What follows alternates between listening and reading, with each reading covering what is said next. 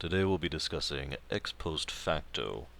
This is the episode in which Tom lets his hormones guide his better judgment, gets together with some woman who happens to be married, gets convicted of murder.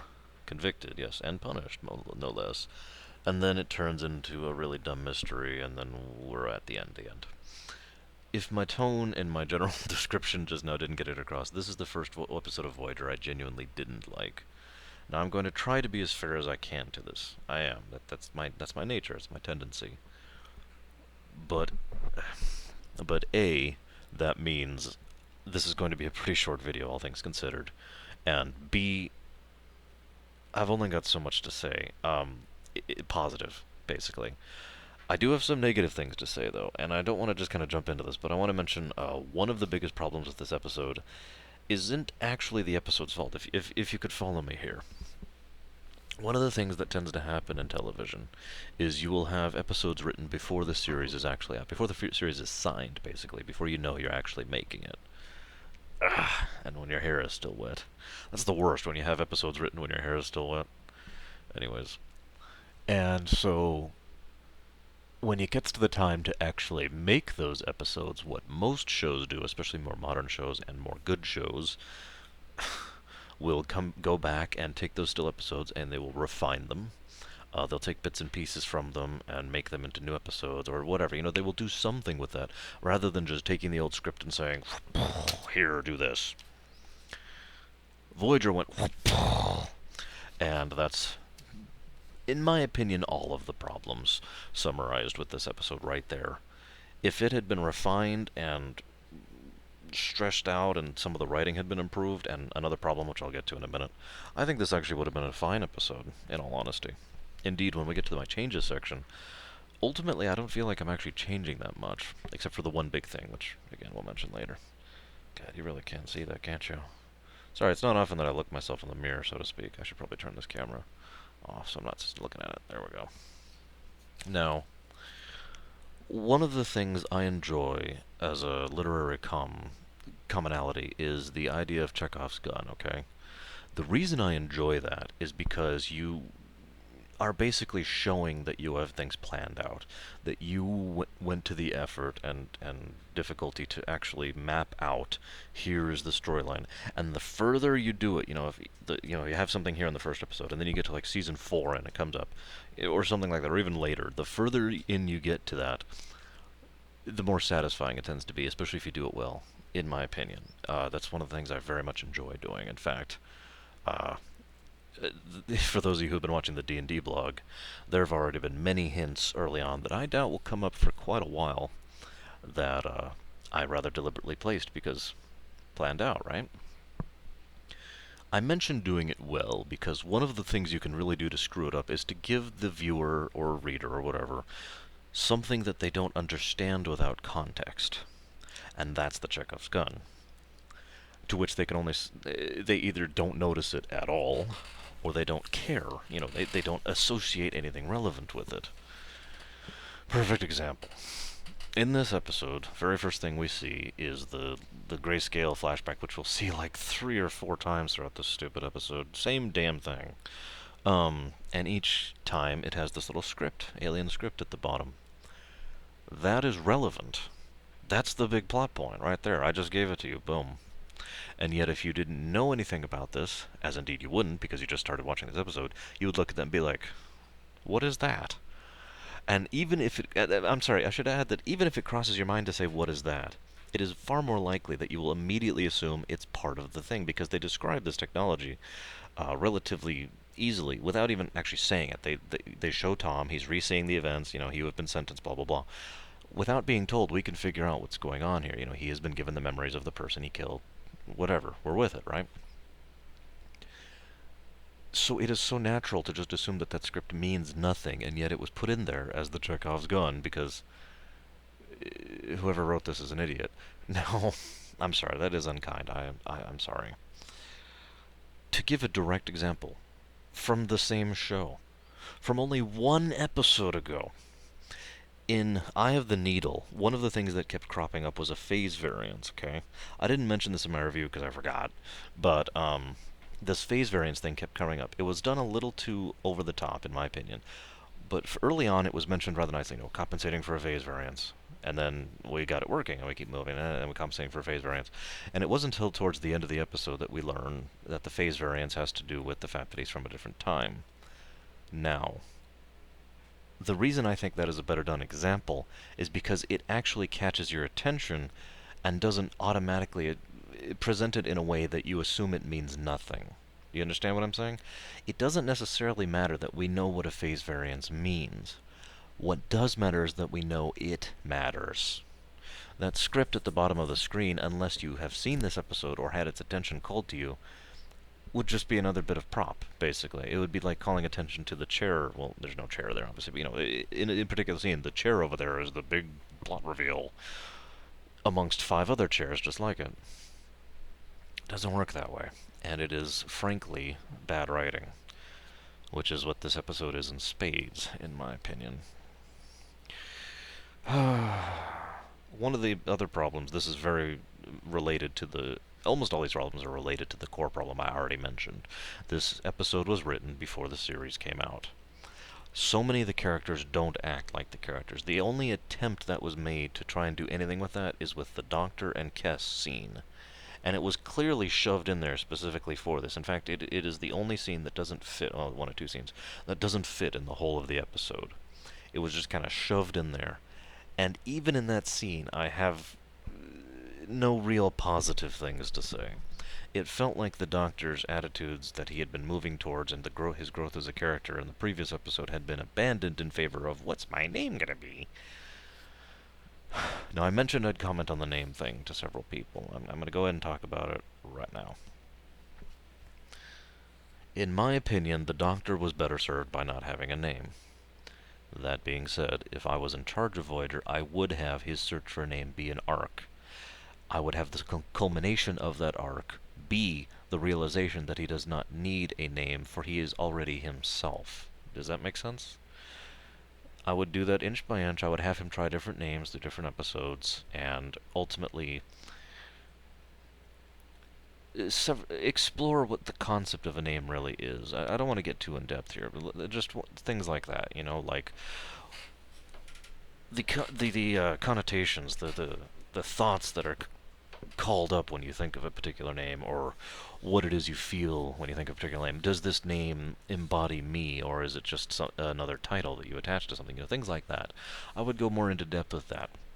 What they did instead was have him just kind of be like, a name. And it felt so rushed. And I, again, would like to say that the main problem with that was the original problem I just keep mentioning over and over again. But, that being said, I had another mention here. At least I thought I did. Ah, goodness. Maybe no, I didn't. Oh, well, that's it. Oh my god, this episode... I wrote a note here that is literally just constant, lazy writing. I'm just going to read what I wrote here after that, if you don't mind. Even ignoring the non-stop onslaught of cliché. Plot points and relevances are brought up only to be forgotten, or that make no sense. This happens within like 2 minutes of the episode, by the way. Things are brought up that, going back to that earlier theme, feel like Chekhov's guns, and maybe they were being given to throw the audience off the trail, but if that's true, don't mention it for a scene and then never again. That's not how that works. I'm sorry, I really am trying to be fair. Okay. I'm just going to stop on this topic because ultimately I really have nothing else good to say about that core point there, the fact that they just kept hammering in the problems over and over and over. Let's talk about something I do have good to say about this episode, okay? I have a great deal of respect for LeVar Burton. I do. And you can make whatever Reading Rainbow jokes you want. The man is a very accomplished director, writer, etc. I have no doubt, especially given what I've learned from behind the scenes. I actually did some behind-the-scenes research into this specific episode for this review. Would you believe that? Or this rumination, I should guess, because this really isn't a review. Otherwise, I'd just say crap and move on. LeVar Burton, I feel, really did try to get into the swing of things. He was trying to do the noir thing, okay? really go with the atmosphere of what he felt would be a good thing to add to Star Trek. And I actually agree with him, to be honest with you. And I give him credit for getting into the swing of things. I do. Fix the script, and it would have worked great. I mean that sincerely. This probably would have been the second episode I enjoyed, if for nothing else, for the sort of tongue-in-cheek kitsch of it, you know? If they had fixed the script, which was just tired, boring, and non-stop cliche. Let me make something absolutely clear. We all use cliches, especially in writing. It is something we do. Period. The end. Okay? Nothing wrong with that. The more you use cliches, the more wrong it gets. When your entire episode is cliches, you have gone over the threshold. Pun intended. Now, let me talk about something else here. Speaking, there's writing here. Let's talk about writing. Because I do feel writing is the primary fault of this episode. Every writer out there who is good, or at the very least good enough to know that they aren't good, and there's a distinction, and people can be both as well, knows what they can write, okay? Let me give you a direct, from me, example. I am not good at writing comedy. Anybody who has looked into anything of mine before, and I know some of you out there actually know me and have read some of my stuff, know that what I tend to write well is serious pieces that are examinations of deeper matters, right? I tend to get into long, sweeping stories, and I tend to do the epic and adventurous thing quite often. It's my thing. I'm quite good at it. And I suppose I should add political to that list, but whatever, you get the point, right? That's what I'm good at. I am not good at writing comedy. Many years ago, I sat down and wrote a comedy. It's actually one of the only 2 books I've ever written in my life. Or I should say I've ever finished in my life. I started working on another one called Air. That's H-E-I-R, in case anyone's curious. But the point being, that book successfully was funny, okay? And I say that not... I'm sorry, that sounds really egotistical. I apologize. The people who have read it, or the people who have read part of it, do agree it is funny, and I had several people who were really, really laughing out loud at it and stuff like that. Even I tend to laugh when I reread it, okay? I'm not trying to be egotistical, I'm sorry. What I am trying to say is that that was not something that just happened. I worked at that. A lot. I researched it a lot. I rewrote it constantly, line by line. That was an effort and a chore, and I shoved my way through that, okay?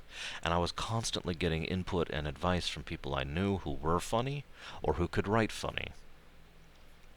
Because that's what you do as a writer. If you are told to write blah, and you can't write blah, then you really work on it, and you seek advice and help from people who can. That's writing. In business, in general, in creative businesses, what is usually more likely to happen is if you will write the framework of an episode, as I will mention here later for my changes section, and then you will hand it off to someone who is good at writing blah, in this case mystery, by the way, someone who is good at writing mystery, and say, I need a mystery to fit this template. And they will say, okay, and they'll look at the script and go through it and be like, all right, look, I can do this, but I'm going to need you to change blah and blah. And you think about that and you say, okay, and you figure out how to change blah and blah, because that's your job, whereas the mystery part is their job. You follow me on this?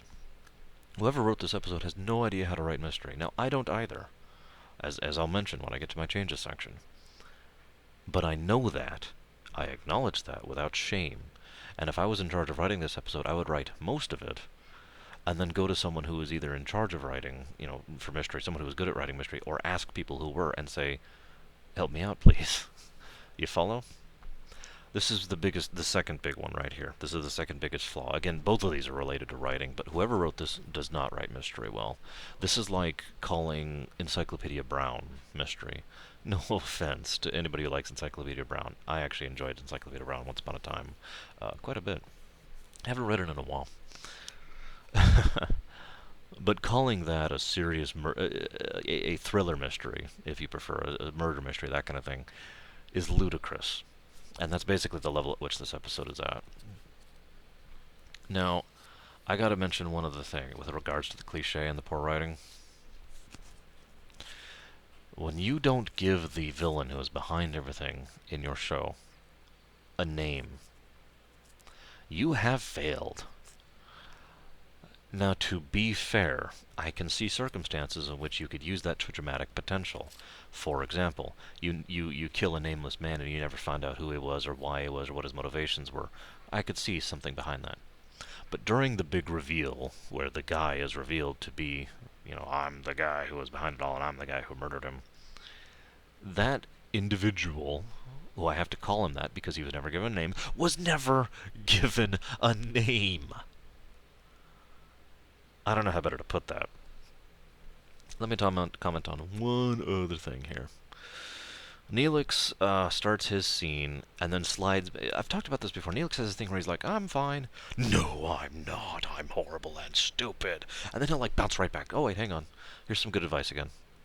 I do not know what they were thinking with Neelix. Well, yes, I do. I've talked about this before, but this is another beautiful example of it. He starts off and he's like giving some good advice about the things, and then he slips into this really dumb joke that is really dumb, and he has to know it's really dumb, and he laughs really artificially at it. And then he immediately turns it around and starts giving real info, and then B actually brings up a relevant plot point in the process, something that was actually critical to the mystery. The thing I find funniest about that is that they completely ignored him when he brought up that plot point. He just kind of waved it out there, basically. It was like, hey, I can't do a Neelix voice. Hello, I am Neelix. There we go. This is now my Neelix voice. No, I'm not going to do that anymore. That's not even that different from my normal voice, is it? Is this it? This is it. That's all of my notes. Okay. I'm going to mention one other thing, because I want to end my actual ruminations of the episode on a positive note. The coda at the end I really did like, and in my changed version of it, that scene would be virtually identical. I'll talk about that in a minute. But I did really like the way Tom presented himself to Tuvok, and Tuvok responded, and Tim Russ, in my opinion, again, did portray a Vulcan properly, because a Vulcan would not do anything so overt as say what he was thinking. He would say something else, and imply it through his mannerisms. Tom may or may not have picked up on that, but nevertheless, I like that. I also really like the line, and I quote, I wrote it down here, "As an investigator, I do not have the freedom to ignore any possibility." I like that. That's actually a different scene. I just felt like mentioning it there, but anyways. Damn, I'm starting to lose my voice a little bit here.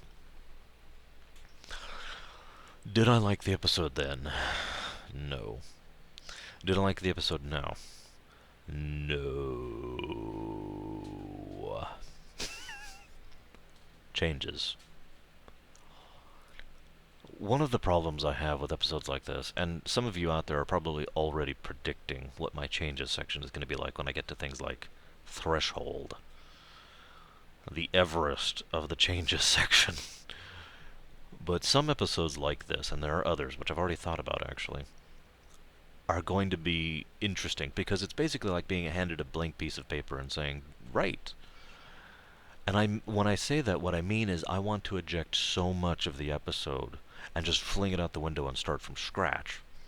Now, as I've mentioned before, I try to limit myself so I don't do that. And I try to identify what I believe to be the critical key points to salvage. In this case, I decided the murder mystery was the key point in this, and nothing else, by the way. One of the things I like to do when I'm doing a long-term serial, especially in the form of a TV show like this, is base a story. When I very first start doing a story, an individual story, not an arc, just a single story, I start with what character or characters I want it to focus on. Now, that's not to say it always has to be about the characters. There can be action, there could be epic changes, there could be historical precedents, there could be political intrigue, but ultimately I want to do that from the perspective of A and B over here, or maybe just A, or maybe I want to show it from A, B, C, D, E, F, G, H, I, J, and K over here, but not L. Screw L. You get my point, though. That's my writing style. I tend to start with the characters and work my way out from there. I've been doing this throughout this whole series, and with my changes section. This time, I genuinely wanted to look at a character who hasn't had a lot of screen time and hasn't had a lot of development time, and in my opinion, this would be Tuvok's time to shine. First of all, the idea of a Vulcan detective is so duh that I don't even know why it's never happened before, but is a secondary point. I really would enjoy seeing Tim Russ doing more good work with the character of Tuvok. I would enjoy him actually being able to go somewhere with that. So a lot of this episode would be restructured. I'm not going to go into a lot of details, but it would be restructured in a way that we get to see more of Tuvok as a person and get to hear more about his past, his history, that kind of thing. It wouldn't be much because the main focus technically would still be the mystery, and he would be the detective in charge of solving it. But his methodology and his mindset would be fully on display, and there would be some. Well, there would be a difference at the end, but I'll get to that in a moment. So let's start over, okay? Let's say that Neelix has given the crew some good advice. I know, bear with me. Of course, in my Neelix, he's Neelix, not Neelix. So Neelix has given the crew some good advice and said that there is a local, there's a ground-bound alien race that is nevertheless sufficiently advanced to have space travel to some extent or another. Obviously, sublight, but nevertheless space travel. And they have some, they have some mining operations, some offshore operations, or whatever, going in their system. But in general, they are still bound to the same planet. Nevertheless, they not only are aware of other alien species, they actively trade with them. Okay, you with me so far? This planet is a planet that has, and I'm unsure about this. I'm kind of torn. I don't think it matters too much, but either they have an alternative source of energy that the crew of Voyager might be able to use, or they have very efficient energy systems of their own, which Voyager would like to study to see if there's anything they could adapt. I kind of like the latter personally, but either way, they send an away mission down that consists of Chakotay and Tuvok. Or no, Chakotay and Harry. I'm sorry. The reason Harry is there is because Harry, in my vision especially, is someone who is the science guy. He is very intelligent, he's very smart, he's very likely to be able to pick up whatever they're doing as long as it's translated into a format he can understand. Now, why Chakotay? Because Chakotay is arguably the most qualified diplomat on the crew, especially in my version of things. Janeway, while the captain, is nevertheless a science officer, and well, really, I don't even have anyone else who would even partially qualify in my mind. Chakotay, while he is not a diplomat, is nevertheless very charismatic, a good leader, and someone who is used to dealing with people on the level rather than being stuck up on rules and regulations, which, in general, means that they will be more competent at a diplomat than, say, a scientist who has been stuck up on rules most of their life and only just got handed command of their ship a few weeks ago. So Chakotay and Harry go down, and they start interacting with this thing, and I would probably have a couple of cuts, have some time pass, a couple weeks. That's relevant for later. And finally, it reaches the point where they've started to think that they're going to be able to use this technology in their favor. I mention that because you know me in continuity. Surely you know that by now if you've been watching my videos at all. And the power problem has been something I have been emphasizing basically every episode to date. This is a circumstance in which I think we could finally start to ease the problem. We wouldn't fix it, of course not, but we would be able to make the problem less. We would be able to prevent the ship from reaching the point where it's at critical status, you understand? And this would be the method in which we do so, okay? So we are able to use these more efficient energy methods and be able to not actually stop our power drain, well, stop our power drain, or at the very least slow it down to the point where it's negligible. We still have low power reserves, and we still need to be careful with them, but we're no longer continuously draining. If you understand where I'm going with that. Sorry, I thought I heard something. And I did. And I'm going to hit a button, which is going to shut it up. So, towards the end of them working on this, Harry's already started working on it. The crew has already started figuring out what they could trade. The details don't necessarily matter in that one. I'd probably figure something out if I really thought about it. But nevertheless, an agreement is worked out, and towards the end, one of the people involved with the trade on the alien side, they'll call them the Tac because I can't think of any other aliens. You know what? No, let's be stupider than that. We're gonna call them Oral B. Or no, wait, no. Orlab. I like that better. We're gonna call them the Orlab because I don't remember what the hell these aliens were called in the episode because I don't care. So the Orlabs are one of the Orlabs involved with the project, who has been dealing with the crew and helping Harry to understand this stuff, dies, okay? Now, they do some investigation and they find out he was murdered. One of the suspects is Chakotay, okay? Now, sometime around this period of time, we find out, the viewers find out, that there is a faction, a political group within the lifestyle, the culture of this planet, that while they're not actually xenophobic per se, they just kind of want to stop this whole alien interaction thing. I know that that sounds like xenophobic, but they're less malicious about it, if you understand what I mean. They think it would be better off if we just kind of did our own thing here on Orlabs, and they have a great deal of economic support. They have, they are privately funded. They have some government support. They have some support of the military, and they have a great deal of popular support. Okay, all these points are important in my opinion. We find out that, well, I'm sorry, no, I guess we don't find out, but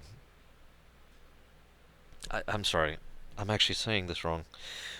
The viewer wouldn't find out about that organization yet. We'd get hints of it, but we wouldn't actually know what's going on. It would not come up until the trial started, and at that point it would be revealed that we had to make sure nobody from Faction B over here, the anti-alien faction, is involved in the trial because we believe they would be biased, at which point the obvious question is asked, who are the anti-alien people? And it would be brought up, and Janeway says, well, that's interesting. You realize that might have something to do with this, right? And the guy says, yes, but, and he reveals the fact that their justice system is, well, I'm not going to say their justice system is flawed, but their method of gathering intelligence is flawed. In fact, if I were to be honest, the way I envisioned this was here, real life's United States justice system. While the system itself certainly has its flaws, overall it would work great if we actually had the ability to get the data necessary in order to work with. You understand where I'm going with this? Now, I'm not going to argue that point, but the point here is Janeway offers to help, and the guy says, I can't do that either for the same political reasons. Janeway then says, why don't we meet in a compromise? I'll put my best investigator on the task. We won't use any of our technology or anything, but he will be working with you and your investigators within your limits, so it doesn't look like we're tampering with anything just to save Chakotay's life. The guy says, okay, we'll agree with that. She puts Tuvok on it. This is the point at which I kind of have to hand the episode off to the guy who can write, or the girl, the person who can write mysteries. Please write my mystery for me here, because I don't do detective stories. I don't know how to do that. Now, I just feel like pointing out, this isn't an idea that's new to me. Voyager itself, in the episode Meld, uses actual forensic science to determine the fault, to determine that Suter is the bad guy. Well, that he's the killer. I hesitate to call him a bad guy, but we'll get to that later. So it's not exactly this is like an unheard of idea. I mean, heck, in The Measure of a Man, the episode I mentioned last time, an actual lawyer was involved in that too. So, she knew what the heck she was doing and was able to use, again, the reality of the situation. So again, hand it off to someone who can actually do that. And they'll write this section. And I'm just going to kind of skip forward because the general point is we see Tuvok. We see more of Tuvok. We see him working in extraordinary circumstances, under extraordinary circumstances. I just said that. Oh my god, I'm repeating myself. We see him working with very few tools under extraordinary circumstances, doing the best he can in order to try and prove whatever is true here. And again, I love that line. It is, I just wrote it down, hang on. It was, as an investigator, I do not have the freedom to ignore any possibility, including the fact that Chakotay may have done it. Even though he cannot immediately think of a reason why Chakotay would murder this man that was helping him, as an investigator, he is going to look at it as though it is a possibility, because in my opinion, that is so revealing about his mindset, about his character, and that should have been a point there, that Tuvok is, my version of Tuvok is, of course, a Vulcan, but I mean, very, very professional. Very businesslike, very down to the point, and very lonely. I'll get to that later, but I've already mentioned that Tuvok and Neelix have already had a burgeoning friendship at this point, but that's basically it. While he obviously has past relations with Janeway, that's the extent of it, him, Janeway, and Neelix. So, I'm just stressing the point of where I would go with this character. But anyways, we get to the end of all this, and he discovers it was that guy over there, who has no name, because... No, I'm kidding, I would name the guy. And he proves with their methods in their system that it was a member of the anti-alien group that actually murdered him and framed these various people, including Chakotay, for the act. I imagine, just with what little I do know, okay, this was obviously a plot by the anti-alien group. The catch is the plot was actually to catch the aliens, aka the Voyager crew, in the act of trying to sabotage the planet or make it worse or whatever, okay? The reason I mentioned that weeks thing earlier is because it becomes clear after a week or two that nothing's happening. The Voyager crew is here in good faith. They're here to help, and they want to make a trade, and that's it. And the anti-alien group, the xenophobes over here, decide they need to manufacture evidence. And because that wasn't their original plan, it is done sloppier and quicker, and that's why there are holes which Tuvok can find in order to prove Chakotay's innocence. Error. The other thing I would bring up by not bringing up is the fact that what would happen now, and this will be mentioned in the episode, is that the society of this planet is now basically going to completely change because this is not exactly a quiet trial. This is a very publicized trial, and everybody knows that this alien group murdered a guy in order to frame aliens for it. They're going to lose so much popular support. They're going to lose virtually all of their private funding. The military is going to abandon them. The governments are going to abandon them. They are going to be dropped off and no longer have the massive amount of influence that they had because they have so thoroughly screwed this up, which in turn is going to encourage a renewal of interest in the space program, especially given the fact that it was proven how generous and kind that this crew was. And I hate to do the whole Roddenberry we're the perfect thing, but in all honesty, the crew of Voyager is not exactly malicious, are they? So seeing seeing this form of alien life from the planet's perspective, of relatively beneficial mutual cooperation, they would be encouraged to go out there. The reason I bring all this up is in the episode I would never actually mention the words Prime Directive. Wouldn't even touch it. But I would leave the thought there without mentioning it. Mentioning it without mentioning it is what I like to call that. That what has just happened is a vast violation of the Prime Directive in a way that is arguably beneficial, but potentially detrimental.